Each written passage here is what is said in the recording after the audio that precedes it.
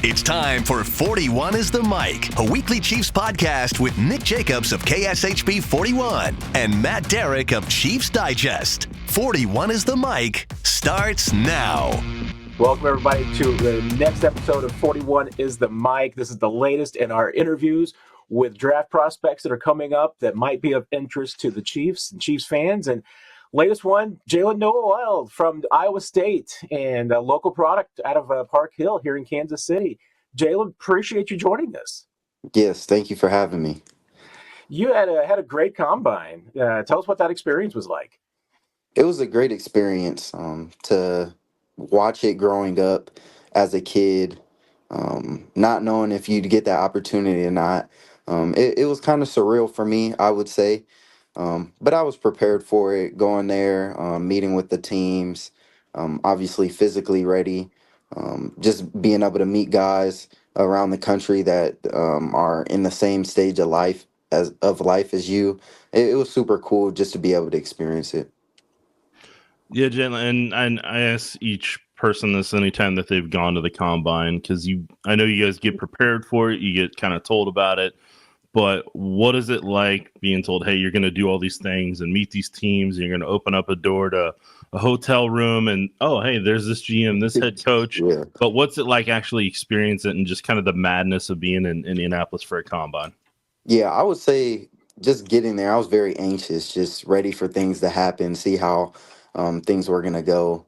Obviously, there's nerves. It's the biggest job interview of my life and other guys that were there.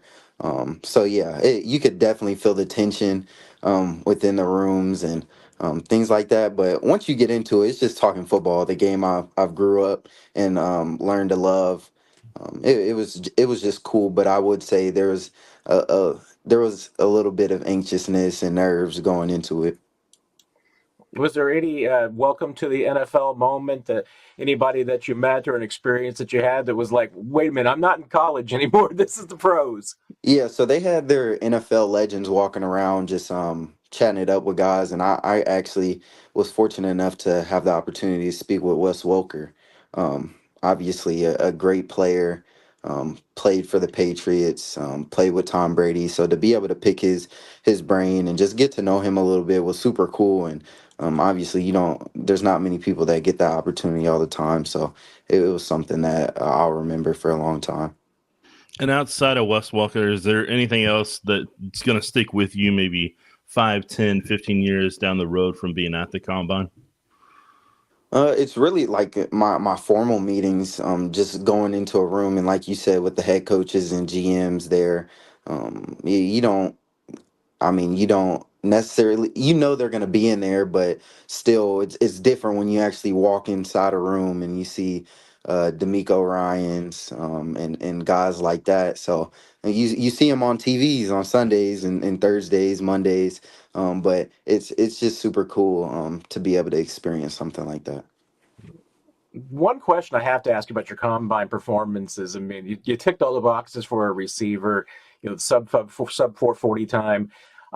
Your other broad vertical were incredible too, but you pounded out 23 reps on the bench as a receiver. How do you do that?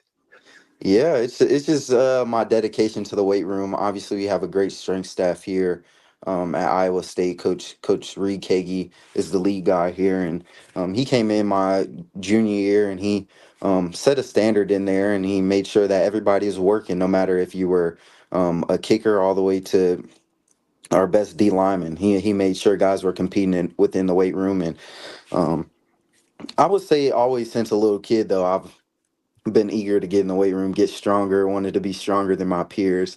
So it was something I was just challenging myself with, competing with myself. And I knew going in that I would get a lot of reps and just was hoping it'd be over 20. And that's what happened.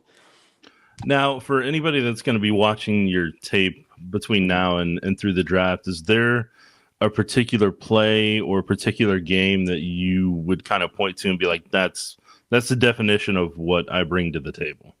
Yeah, I would say the very first play of the season at Iowa State, it was a 54-yard catch in between two defenders, caught the ball with one hand on the back shoulder pad of the defender while the other guy was on my back. So It would just tell you how competitive I am.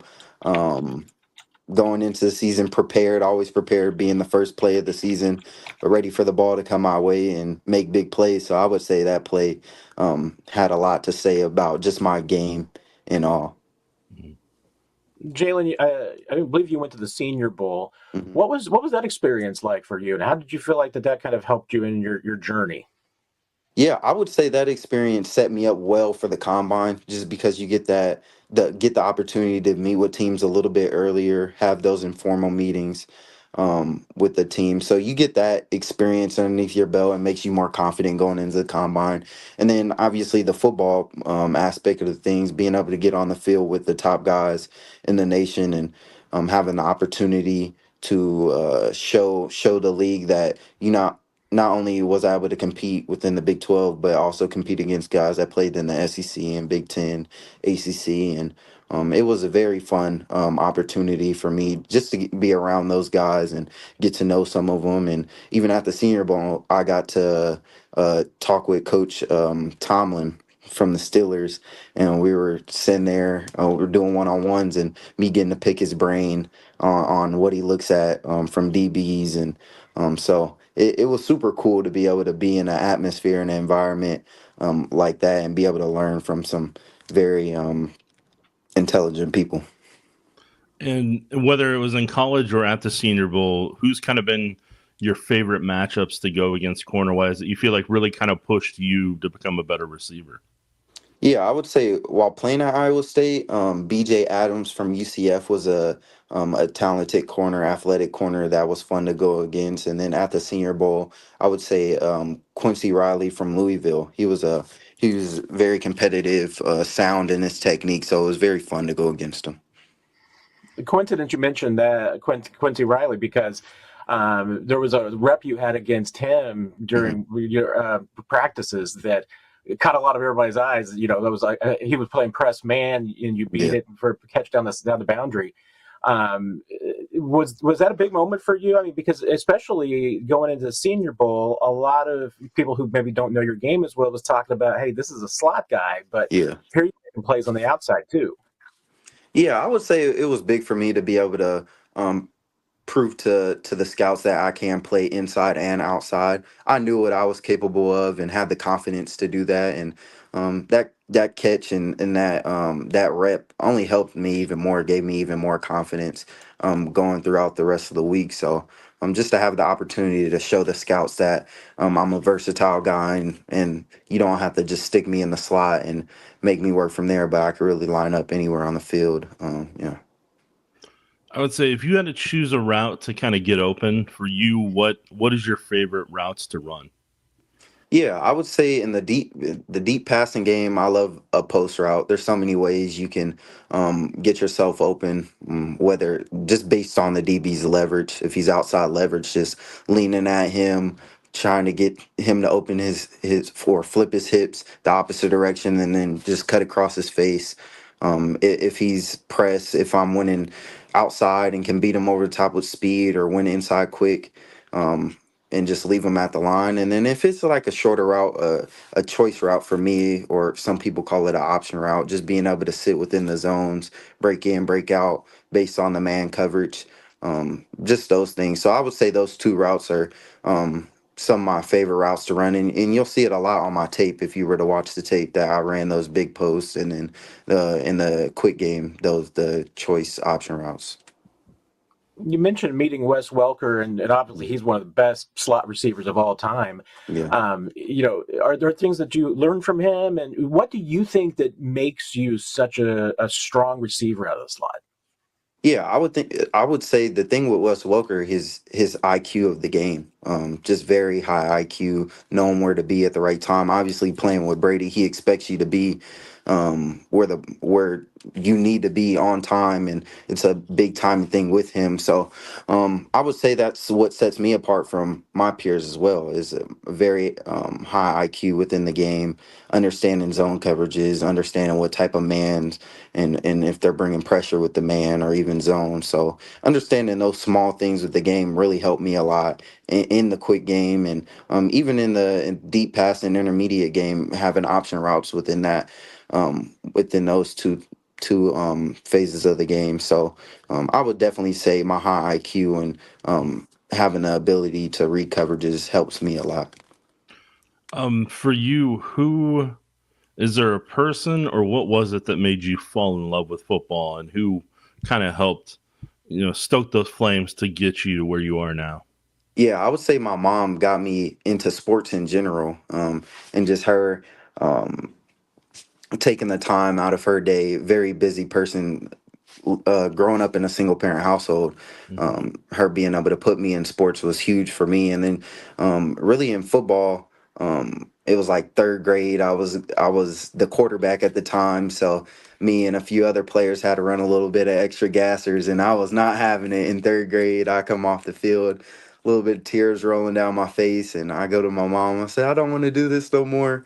And then she's like, no, we don't, or we finish what we start. And ever since that point, I've just grown to love the game, and she's always been one of my biggest support system, as well as the rest of my family. But her for sure, showing me what work ethic is, and really instilling the competitive nature that I have today, just wanting to be the best and be the best on the field. So I would definitely say my mom is a big reason into why I got into sports and why I stayed in football. Kind of along that same line, is there a coach along the way that you've had that really inspired you to somebody that, on draft night you're going to be thinking, hey, this is a coach and one of the people that got you where you are today? Yeah, more recently, Coach Matt Campbell. He's just a great person all around. He doesn't only help you become a man on the field, but off the field as well. He's big on being able to set yourself up for life and utilizing school, and the way he emphasized how important school was and making sure guys within the program get the degree so you have a plan after football, and just how genuine he is. Obviously he'll tell you things you don't want to hear, but he's only telling it to you because he knows it's going to make you better. So just the way he helped me develop as a young man throughout my time at Iowa State, I'll forever be grateful for him. And he's going to continue to make that program bigger, better, and stronger. And anybody that would be able to go to Iowa State will understand how great of a coach he is. And kind of just getting back to your mom there, what will that moment mean to you whenever you hear your name called and you're, putting on that helmet for the first time, that jersey at rookie camp, knowing all the sacrifices your mom made and family members made for you to have those opportunities? Yeah, it'll mean the world to me. I always look to make my mom and my family proud, and um, let them know that they helped me along the way and inspire me along the way to be who I am today. And so hearing my name get called is going to be a very emotional time, and but I'm going to cherish that time and just be so happy and thankful for the people that have been around me, and just thankful for everybody that's helped me along the way, especially my mom. Growing up in Kansas City, if it's draft night and the cell phone rings and you see 816 area code, what's going to be going through your mind? Oh man, it'll be a lot. It'll be like I don't know, it'll be surreal, and then it'll probably set in like an hour or so after. But if it does happen to be them, that'll be surreal. Like obviously, any opportunity I get to go with any team, I'm gonna be blessed and thankful and very excited. But obviously, being from Kansas City, and if that was to happen, it would be something just amazing, honestly. Now, whenever you're watching the NFL game, you get time to check it out. Mhm. Are there any kind of offenses that you gravitate towards watching on a regular basis, or that receivers you kind of watch that you learn from? Yeah, I would say offense like the Commanders with Cliff Kingsbury there. He's had a past in having explosive offenses. Obviously, you see what they were able to do this past year with Jaden Daniels and Terry McLaurin, and some of the other, or De'Ami Brown, some of the other guys they had there. So that offense is very explosive. Obviously, the Kansas City Chiefs and what they do Obviously, recently they haven't been as explosive with the big play, but they're capable of it with Mahomes back there at quarterback and Andy Reid being the one of the guys behind the offense. And there's some other teams out there as well. Some guys that I've watched and I'm kind of modeled my game after a little bit. Jalen Waddle, smaller receiver, but very explosive at the line of scrimmage, can go up and get the ball. Jordan Addison, very smooth route runner, great hands at the catch point. And then Amon-Ra St. Brown, very savvy player. Knows I would say he's a very high IQ player, football player, knows where to be at the right time. Physical player, makes plays after the catch. So, yeah. We're a little over 5 weeks away now from the draft. So Mhm. how are you going to be spending your time between now and then, staying in shape and just getting ready for everything? Yeah, like you said, just staying in shape, making sure my uh, routes stay crispy, hands stay good, staying strong in the weight room, taking care of my body, eating all the right things. So really just patiently waiting, having meetings with some teams. And yeah, that's pretty much about it. So now it's just a waiting game until that time. And I'm sure now all of a sudden time will go by kind of slow, but I'm just cherishing it one day at a time, taking it all in. And kind of my last question for you is what are you going to miss about the Iowa State football program and your time there?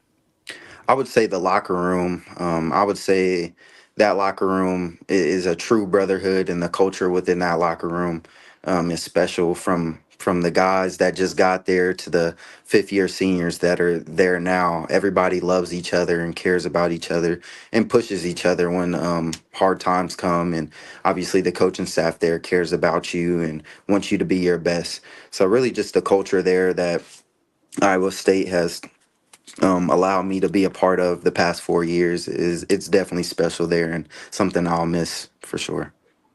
Jaylin, we truly appreciate you taking some time out of your prep process and everything to talk with us. It's been a great conversation. I know you're going to have a lot of friends and family and fans down here in Kansas City rooting for you during the draft. Yes, I appreciate you guys for having me, and I'm looking forward to it.